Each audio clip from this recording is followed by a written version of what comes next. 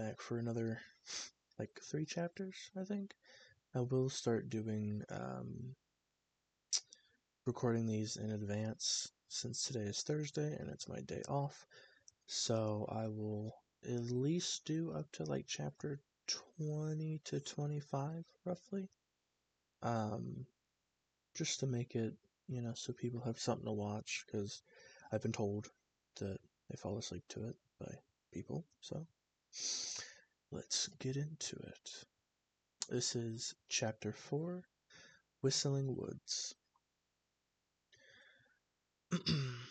Let's just get this over with. A man seemingly in his 20s said as he climbed on his horse. His hair was a light blue color like Elaine's. His face sported 8 or 9 points of similarity to hers, too. He was Gawain, her father.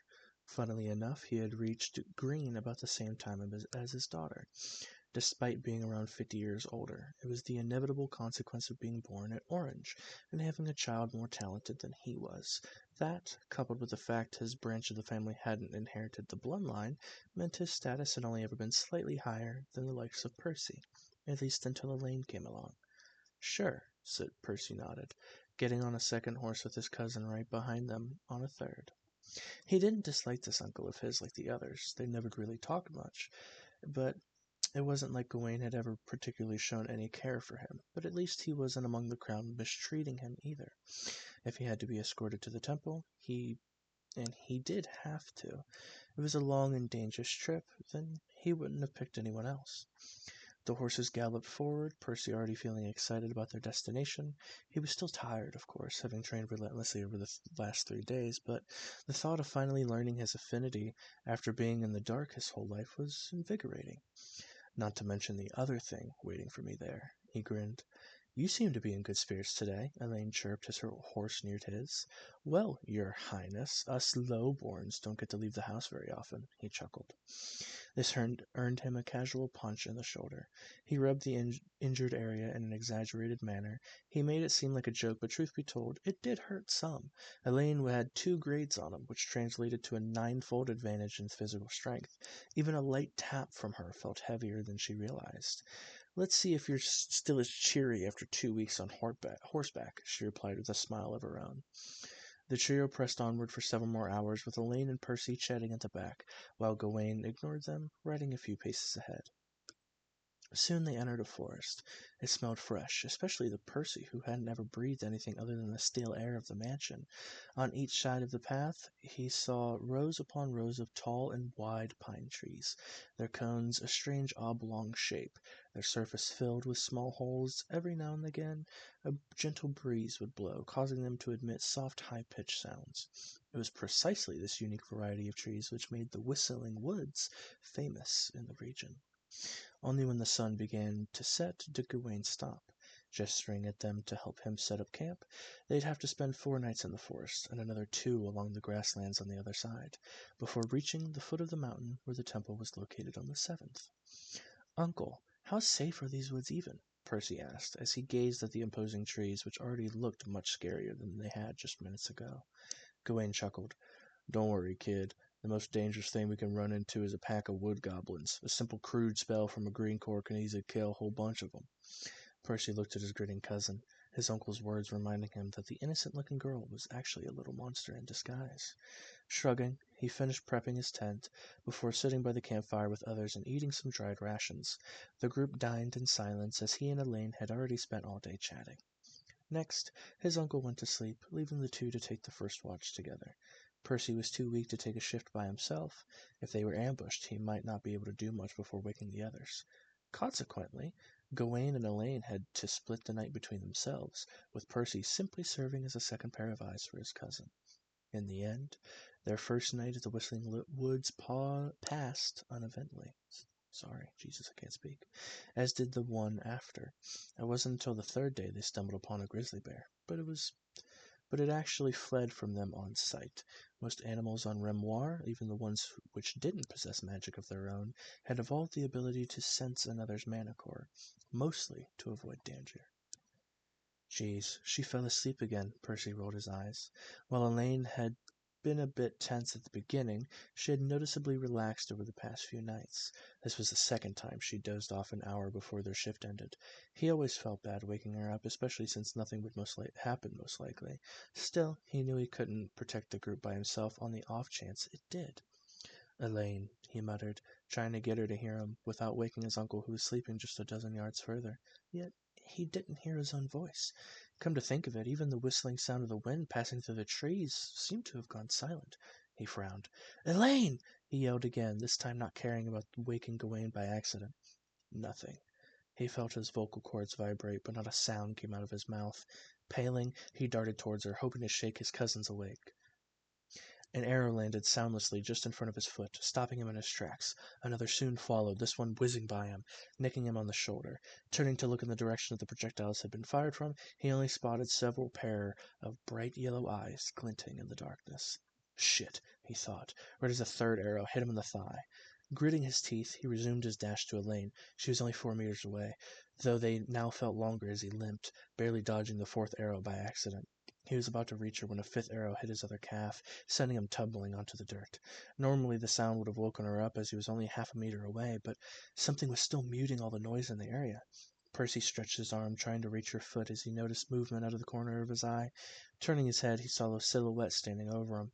It wasn't very tall, probably shorter than he was. Still, the savage look in his eyes, coupled with the glint of its weapon's edge, some kind of hatchet most likely, were enough to convince him of the danger it posed. As if by instinct, he turned his palm the way of the creature, repeating the same move he'd been practicing over the days leading to the trip. He hurled the mana a second sooner than he would have liked. While he could have charged it some more, he had to stop his assailant before it swung its weapon. Not even waiting to see if it had any effect, he reached for his cousin, this time succeeding. The girl's eyes snapped open, as did her mouth. She tried to scream, but he couldn't hear her. Luckily, she regained her wits a moment later, just in time, too, as she already surrounded by 3 or more of the fiends. A quick flash of azure later, and the upper bodies of all 4 goblins, including the one standing motionless over Percy, were cleanly separated from their legs. Another spell sent a bucket full of water splashing over her father, waking him up. Percy let out a breath he hadn't even noticed he was holding. As his relatives rounded up the remaining goblins, the creatures tried to run away, of course, but their short legs couldn't even possibly outrun a green-cored human's. Only now did he take the time to examine the arrows sticking out of his flesh. Riding a horse is going to suck so much tomorrow. Chapter 5. Affinities. A young man rode his horse, his short black hair glistening with sweat. His forehead creased as he tried to keep his mind off the discomfort, focusing on the feeling in his palms.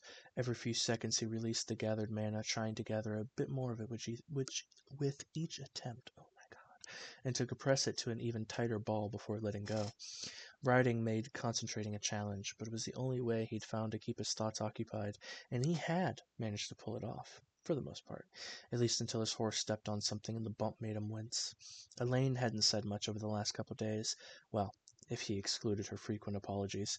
She had already told him how sorry she was over falling asleep a million times, and here she was, approaching him for the 1,000,001st. A beautiful azure ribbon snaked towards him, gently caressing the wounds on his legs. It felt cool and soft, soothing the sting briefly. Still, it couldn't heal him. Back at home, life users were a copper a dozen, and any one of them would patch him up rather easily. Hell, it would take Baldy less than a second if he deigned to waste his mana on him. Sadly, both of his escorts for this trip had the water affinity instead. Such was the cruelty of genetics. He'd have to put up with this for another week. Percy, I'm so sorry, she said again as he raised his hands to stop her. By now he felt a little bad, seeing her squirm. He was tempted to undersell his injuries to make her feel better. After all, the only reason she and her dad were accompanying him in the first place was because she had pleaded to their grandpa for his sake. But Percy wasn't the best actor. He couldn't downplay the pain. Besides, learning from this mistake would serve her well in the future. Even prodigies couldn't be careless in the wilderness. Just be careful from now on, is what he ended up saying. However, upon seeing her downtrodden expression, he couldn't help himself. It was an accident anyway. Who would have thought we'd run into a goblin mage of all things, he added. Most of the creatures were born at red, which was one of the reasons his cousins had often called him Goblin, among other names. A goblin born at orange was actually rarer than a human born at yellow. Even then, they wouldn't necessarily figure out how to use their magic. Come to think of it, that one was probably more talented than I am, he chuckled. Still, the most surprising part about the attack was the affinity it used. According to Gawain, the silencing effect had most likely been the result of a crude sound spell. Mandative affinities usually came in 4 flavors. The 5 elemental affinities were the most common. About 80% of humans on Remoir were born with fire, water, air, earth, or lightning cores. Next were those born without an affinity. About 1 in 5 fell into this category. It sucked to be in this category. Not that pure mana was entirely useless. Concentrated, it could still pack a punch. Still, a blast of pure mana was typically about a grade weaker than it was supposed to be. Less than 1% of the population was born with anything else. This number was further split into 2 groups. One included the rare affinities such as space, time, life, mind, and so on. Those were generally difficult to pass on. His family was an exception, as their clone bloodline allowed nearly half of them to be born with a life core. It was one of the reasons the Avalon House was so respected. The final group were those born with a composite affinity. It was nothing more than the combination of 2 elemental ones. The sound affinity the goblin had used was a result of air and lightning mana mixing. As for anything else, well, nobody had ever heard of a triple elemental affinity or a double rare affinity. In any case, Elaine nodded, letting him return to his practice.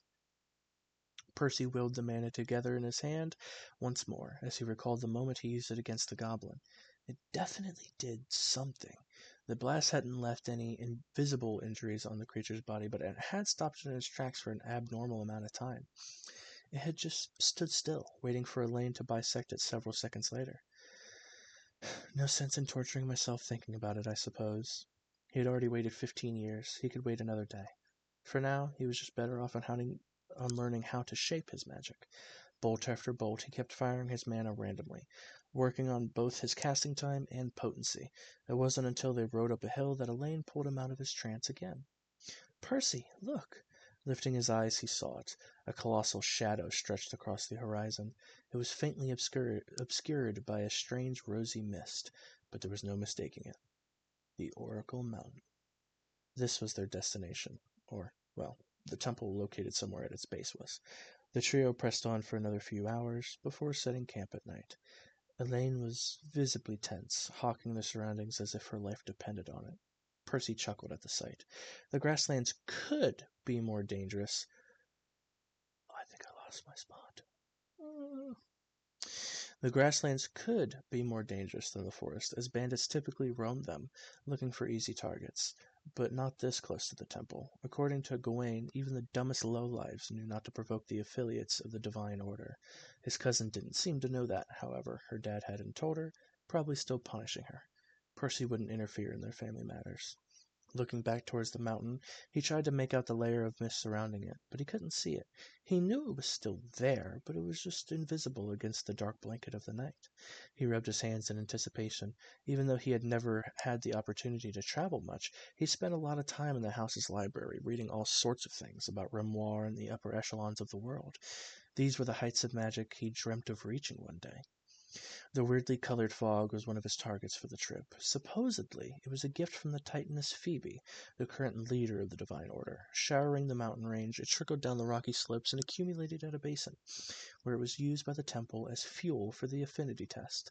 Similar locations existed all around Grimoire. As far as he knew, the Order was interested in getting children evaluated early on, to fish out the talents among them, replenishing their ranks. But more importantly, Percy was interested in what the rosy mist was. Mind mana. In just a few hours, he would practically be bathing in it, swimming inside a sea of it, inhaling it with every breath. If it wasn't enough for his second core, he genuinely had no clue where to find a better source. He was almost tempted to jump on his horse and ride toward it right then and there, but he didn't feel like explaining to his cousin and uncle why he was so eager. It wasn't like the priest performed appraisals during the night, plus horseback was rather painful for him. In the end, he shrugged, resuming his practice as he formed a colorless blob of mana in his hand, squeezing it down into a transparent ball about the size of a tangerine. He wasn't sure if he had improved at all. One typically needed weeks, if not months, of work before they noticed a difference, not days. At least he could train a lot more since his advancement. He was able to store more mana than before and recover it much faster. Still, despite all his efforts, his status page had not bothered to register his magic. Apparently, he hadn't even crossed the threshold of a crude spell yet. Tell that to the goblin rotting somewhere in the woods. Of course, Percy knew that if his magic hadn't registered yet, it probably meant he was using it incorrectly. It certainly didn't seem to have any physical effect, so he tried to consider it might be mind mana that would explain how the blast had disoriented the creature. But that didn't sound right. His colorless mana didn't look anything like the rosy mist surrounding the mountain.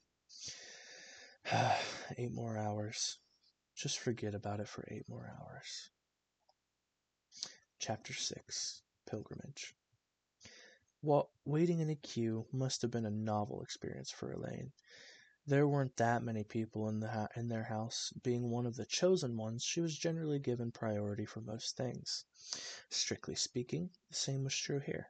Just like everywhere else in Grimoire, Yellowborns always went first. Still, the sheer amount of people waiting their turn was simply staggering. Even the lucky groups who had Yellowborn among them were easily numbered in the triple digits, which meant the trio would have to spend the better part of the morning in the line. Percy, on the other hand, was amazed he got to skip most of the wait for a change. He flashed the Orangeborns behind him an apologetic expression. Not too comfortable to be cutting in line. It wasn't like he particularly minded waiting at the back either. For one, he was already used to such things now. More importantly, this was perhaps the only time he wished he could stay here longer. Well, okay. He was naturally eager to find out his affinity, plus his legs were killing him. Elaine was propping him up right now, which wasn't exactly ideal. Still, he had another reason for taking his sweet time. Soon after entering the valley, he quickly verified his guess had been correct. Once the density of mind mana around him increased to the point to where each breath carried with it a sliver of the rosy mist, he felt a part of his body stir. It wasn't his sternum, where his original core was. Everyone's core was located. Instead, this was happening in his abdomen. He hadn't been able to examine his temporary alien body for long enough, but it seemed that's where the second mana core took root. Doesn't matter where it's located. In any case, he'd be happy to get one on his forehead, if it meant giving him an edge. Fractured. Grants the seed of a second mana core. Requires potent life and mind mana to germinate. The text in his status read the same. As his abdomen continued to suck the mind mana like a gluttonous vortex, Percy even made a conscious effort to take deeper, more frequent breaths. He didn't know if it would help, but it couldn't hurt, right? He had no idea how much mana the seed needed to germinate, although he hoped he would manage to collect enough by the time they had to leave. But he shook his head. This was too important to leave up the chance. I'm not going anywhere until it's done. If necessary, he hoped to make some excuse to get Gawain to wait here for a couple more days. He knew his uncle wouldn't be thrilled, but if he told him his injuries were acting up, the man would listen. Maybe. Hopefully it doesn't come to that. Percy then looked around to pass the time. There were 2 types of people standing in the queue. Some wore finer clothes, much like them. They were nobles of various houses, and he recognized most of their insignias, having stumbled upon them in his studies. All in all, there weren't too many prominent houses on Grimoire, only about 1,000. Each required a violet core at minimum to survive, and they didn't exactly grow on trees. Even Yellowborns had to guzzle down expensive elixirs for several centuries and survive countless assassination attempts to get to that point. Only 1% of them did. Baldy was one of those. The second group were dressed in simpler clothes, ranging from worn linen outfits to dirty rags. These were the commoners. They rarely held a bloodline of their own, and even the few who had one didn't particularly stand out, as it was obviously not power enough to help them establish a house. Still, even in the poorest commoner could give birth to a yellow-cored baby, and the Divine Order made sure that all the talented kids were given a chance to rise in the world. How nice of them, he sneered. Both the nobles and the peasants had a few things in common. First, every group escorted at least one toddler, about 5 years old. Furthermore, all of those kids were Orangeborn at a minimum. Percy's was the only group who escorted a red-born teenager, earning him no small number of disdainful stares. Yeah, well, fuck all of you. As annoying as it was, it made sense, really. Phoebe was powerful, but she couldn't fill the whole world with mind mana. Instead, She mostly focused it on places such as this temple, which administered the more advanced tests. Beyond that, she also mass-produced a lot of trinkets, which smaller temples used for more basic versions of the test. Kids were typically brought to one of the minor sites at 5, where their status was awakened, and the grade of the core measured. From there, all promising kids would be brought to temples like this by their parents to be tested further. It was possible for a Redborn to pay for an advanced test, of course, but most of them didn't bother. After all, few had a rare affinity or a bloodline that they couldn't identify on their own. Even fewer had disposable income to waste on such a pointless endeavor. Well, unless you have rich parents who care enough to pay for you. Sadly, Percy was out of luck in that department too. First of all, both of his parents had been Redborn like him. Secondly, they had both been killed along with most of the other Redborns of the family in a nasty attack from a rival house, only a couple years after his birth. He was only brought out of his thoughts when it was their turn to enter the temple. The structure looked even more grand from up close. It had a strange shape, its roof like a staircase of progressively smaller concentric rings, rising about 100 meters to the sky. Each of those steps were lined with rows of marble statues, depicting various men and women, their features more beautiful than any mortal he had ever seen. The figures were polished and immaculate, clearly enchanted to weather dust and rain alike. The gods of the divine order. Each of the temples supposedly depicted statues of every single god that had ever risen in the history of Rimwar. Apparently, when a new one emerged, another statue was added. Not that it happened often. The test is only free for Orangeborns and above, a male voice said. Percy looked at the guard who had just spoken. He was a tall, blond guy, appearing to be in his late 20s, possessing a green core like his uncle. He wore a funny-looking toga and a pair of sandals, holding an intricate spear that looked more decorative than suited for combat, as did the other guard opposite him. 2 guards had crossed their weapons, blocking the way to the tall golden gate of the temple. Naturally, said Gawain, handing him a heavy pouch filled with coins. The guard opened it to check its contents, allowing Percy to partially glimpse at their golden luster. He swallowed hard, realizing the test was even more expensive than he had thought. If he hadn't convinced Baldy to subsidize him, gods knew how long he would have needed to pay his own way. A few steps into the temple, Elaine spoke. Dad, why do they charge so much for a simple test? Aren't they just making things difficult for Redborns? Gawain shook his head. Listen, Elaine, I know it seems unfair, but the Divine Order genuinely wants what's best for Rimwar.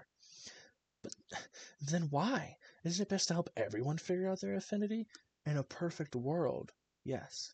But it takes a tremendous amount of mind mana to perform the test, and Redborns are 60% of the population. There just isn't enough for everyone. Percy, who was only partially listening to the conversation, felt cold sweat trickle down his back. Shit, I hope nobody realizes how much I've taken already. The density of the mist had already tripled by the time they reached the temple, but that wasn't even worth mentioning compared to the changes upon entering it. Inside, it was easily a dozen times thicker, to the point where they could barely watch where they stepped. And even worse, the seed in Percy's abdomen didn't seem to be caring about the optics, only doubling its efforts to absorb it. By now he could see the mist spiral around his mouth. If he paid close attention, he was forced to slow down his breaths, trying to hide what was happening. So focused on what he was doing so focused was he on doing so, that he failed to notice when Gawain stopped walking, crashing into his uncle. Ouch, he said, rubbing his forehead. It felt more like he bumped into a wall than a person. Gawain tossed a glare his way to shut him up, when Percy realized they weren't alone. Alright, we will be going to Chapter 7 in the next video. Thank you for watching or listening, whatever you decided to do. I'll be recording more videos. This current one should be coming out today as I'm recording it, 6/12, but the other ones should be coming out on a daily basis all the way up to Chapter 20. So thank you for watching, and I hope to see you in the next video. Bye-bye.